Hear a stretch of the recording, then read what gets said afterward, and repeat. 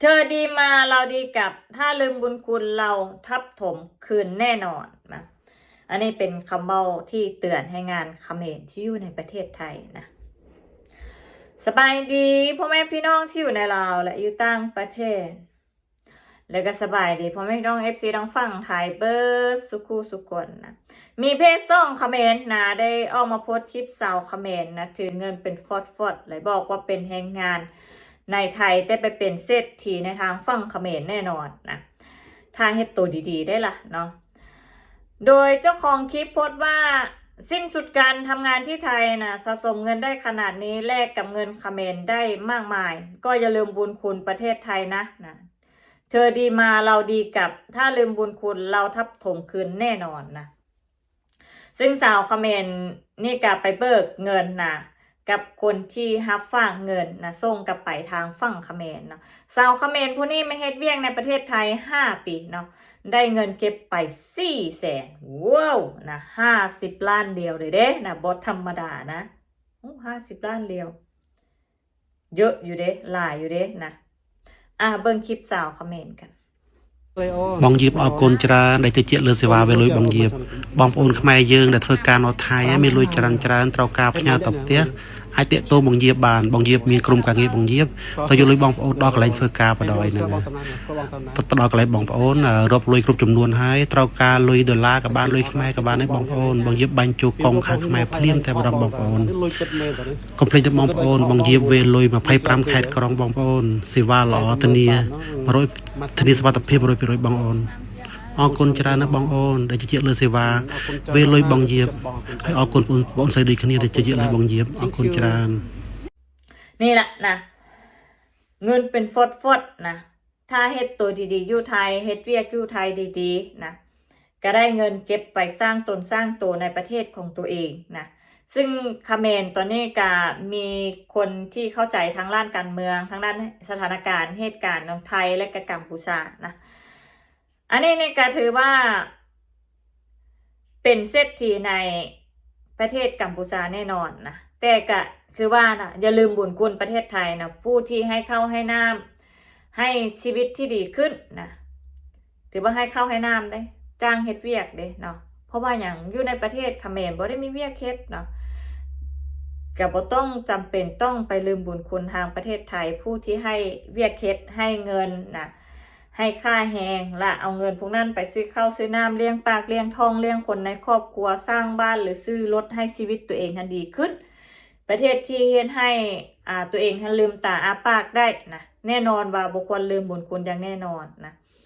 อันนี้ในสาวเขมรนั้นเฮ็ดเวียก5 ปีนะได้เงินมานะหลายเติบนะหลายเติบ400,000นะถือว่าเก็บได้ปีละ100,000เก่งหลายนะเก่งหลายนะเห็นบ่นะไทยดีได้นะไทยดีกับคนที่ดีนำนะคนที่บ่ได้ดีเขาก็บ่ได้ดีนะต้องให้เป็นแรงงานหรือเป็นอย่างกะย่านะคนที่ดีสำหรับประเทศไทยให้เกียรติประเทศไทยเคารพประเทศไทยแน่นอนว่าจะได้สิ่งดีๆกลับไปแน่นอนนะบ่จำเป็นต้องไปใส่ใจนะเรื่องเหตุการณ์บ้านเมืองที่ประมาณว่าน่ะในภาวะทางด้านชายแดนเนาะคือที่ผ่านมาเนาะหลายคนแห่กลับไปเป็นจังได๋เซเวอยู่ในประเทศนะคนที่ยังดีอยู่เฮ็ดเวียกในประเทศไทยนะก็จะได้มีเงินเก็บนะชาวเขมรนี่ไปเบิกเงินกับหัวหน้างานเพราะว่าสัญญาจ้างจะเบิดแล้วนะและลาวกำลังกลับคืนประเทศลาวนะกลับไปประเทศกัมพูชานะเราก็เลยมาเบิกเงินกับหัวหน้าได้ไป400,000เห็นบ่นะใส่สร้างบ้านก็ได้400,000นะเฮ็ดหยังก็ได้ตั้งตนตั้งโตก็ได้ถ้าเกิดว่ามีการวางแผนดีๆกับเงินที่เฮาได้มานะมาลงทุนจะเฮ็ดหยังเนาะเบิ่งสภาพเศรษฐกิจบ้านเมืองตัวเองนะเบิ่งที่ทำเลดีๆเบิ่งสถานการณ์ดีๆจับจุดให้มันจึกแน่นอนว่าเงิน400,000นี่เฮ็ดให้ตัวเองลืมตาอ้าปากได้อย่างแน่นอนนะถ้าเกิดว่าไปใส่มันจึกที่จึกบ่อนได้ล่ะนะแล้วก็เลี้ยงครอบครัวให้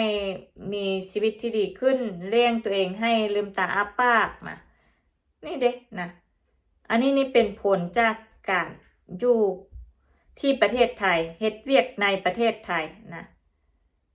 อยู่เขมรนี่บ่ได้ซ้ำนี่นะแน่นอนว่าบ่ได้ฮอดนี่ดอกนะ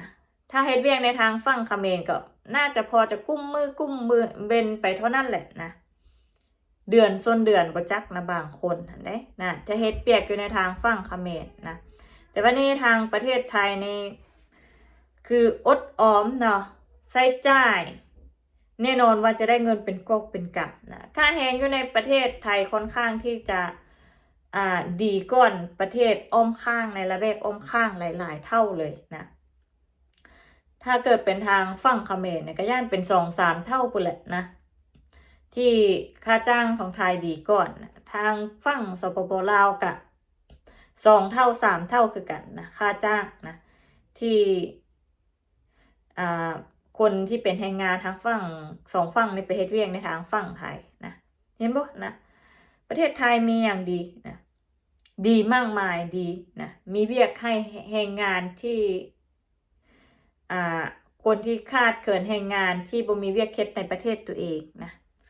ดีอันดับต้นๆดีที่สุดนะเขาบอกเลยนะคนที่อยู่ในละแวกอ้อมข้างนะประเทศที่บ่ได้มีเวียกเฮ็ดงานทำนะนี่คือทางออกสำหรับประเทศที่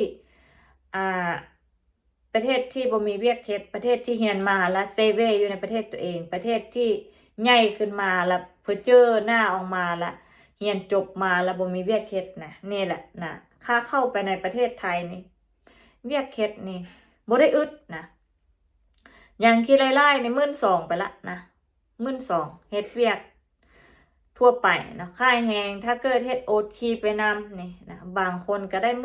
20,000 30,000แล้วแต่ก็ว่ากันไปนะแล้วแต่ความขยันอีกนะบางทีนี่บางคนนี่เฮ็ดเวียกนะกะนี่แล้วไปเฮ็ดเวียกกะอื่นอีกนะความขยันของแต่ละคนบ่เท่ากันฉะนั้นแล้วเงินเดือนของคนแต่ละคนที่ไปเฮ็ดเวียกในประเทศไทยจะบ่เท่ากันแต่ที่แน่ๆถ้าเกิดว่าไผก้าวขาเข้าในประเทศไทยมีเวียกเฮ็ดปึ๊ดนะบ่เกี่ยงงานบ่